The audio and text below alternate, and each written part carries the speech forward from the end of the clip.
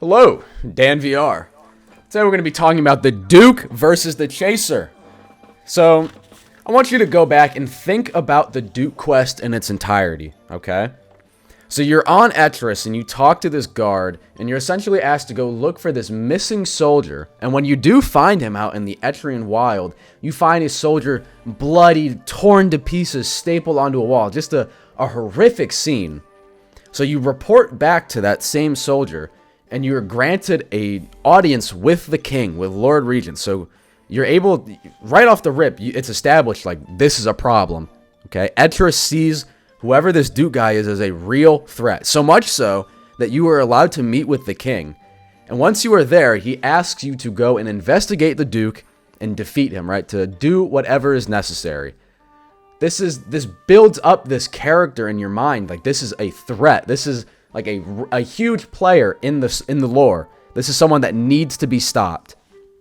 So you go onto Arisia and you make it to the Lord's Manor, the Duke Manor, right? You have to fight through hordes of his minions and these enhanced monsters that are protecting him. And you're going through this first floor and it's got chandeliers and it's a relatively nice area. And after defeating his minions and you go down the elevator, it's like night and day. You enter into this cave-like area that's almost as if you're not supposed to be down there. Like there's some dark secrets hidden down here that you are never supposed to know about. As you venture further into his sort of cave area, this lower level of the manor, you see these giant enhanced golems with like the Duke's magic, and you see these huge test tubes with his minions inside. So you're battling through them and you're running through this lower level until you finally make it to the Duke's like laboratory. You talk to the Duke, he throws up this giant like wind field and you're fighting, you're parry trading back and forth. You can't even hurt him at this point. You're dodging these massive wind mantras, right? And eventually you do break his shield and you're able to defeat him, right? So when you finally do defeat the Duke, he's there and he begs for mercy. You grip him and so first of all, you get a chest. But more importantly than that, you get the ability to unbound your magic. This is essential on any build that's going magic, right? Because typically you're capped at 75. By being able to go past that, you now have access to level 5 mantras. And of course, if you chose to go to 100 magic, you now have significantly more powerful mantras than the average player. There's a solid build-up. There's a great atmosphere. You get to the boss and you have a decently challenging fight on like the first couple runs through, especially like new to Deepwoken. The Duke was a serious threat, and you get a solid reward. And you report back to Etris, and you're like, "I've done it. I completed the quest. I beat the big bad. Like I've done something in terms of like I'm part of the lore. I did something important." Now let's compare that to Chaser. So you get to Castle Light and you go back to the elevator. You're ready for your expedition to Layer 2. You meet with the Mother of Lights, Kalaris, which, by the way, if she ever really felt like it, or if Akira ever really felt like it, they could, in the lore, go and tear Chaser a new asshole. They'd go and destroy him. It would be no problem. Besides the point, you are tasked with going and finding Chaser and these missing divers.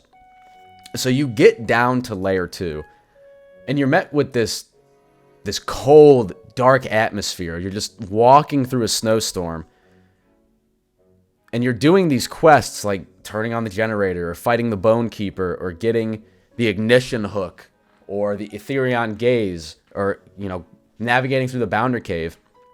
Almost all of what you're doing has nothing to do with the actual objective of finding Chaser and the missing divers. You're just kind of, with the Duke quest, everything leads up to finding and defeating the Duke. With the quest to find Chaser, you're like in this whole other world, and there's just this notion that somewhere here is Chaser. I'll run into him eventually. So you go through this parkour and you make it to the cathedral and you find Chaser. You are met with this scene of death and destruction. There's torn up, disemboweled divers like laying on the floor or hung up on chains. There's these giant jars of blood. Chaser's there, like, with all their bells on his belt. He's clearly insane. You're like, this is it. This is gonna, like, the big bad. This is gonna be the most intense fight of the game. Like, I'm ready. Let's do this. This is gonna be, like, I might wipe. This is gonna be insane.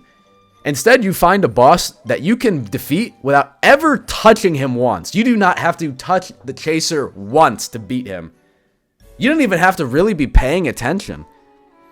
With the way the jars system works and the way they spawn, you know, if you have, like, a long-range mantra, like the Bone Throw or Air Force or something, and you can get those upper-level ones, it takes you maybe 4 minutes to beat Chaser without ever touching him once or him ever touching you once. Upon defeating him, he appears to kill himself, you know. Okay, whatever. I mean, what's my reward? You get a chest with maybe 4 or 5 gems and 2 or 3 weapons worth using. The rest is absolute fodder. You're just sitting there dumbfounded, like, that's it? Are you serious? You know, whatever. You know, maybe my actual reward is at Castle Light. So you ascend back up and you tell Colaris what you found. You tell her about how Chaser turned on them and he killed all the divers. You know, how he seemingly killed himself and he was defeated. And she just goes, yeah, I figured that would happen. All right, thanks, bud. Get the fuck out of here. What? Are you serious?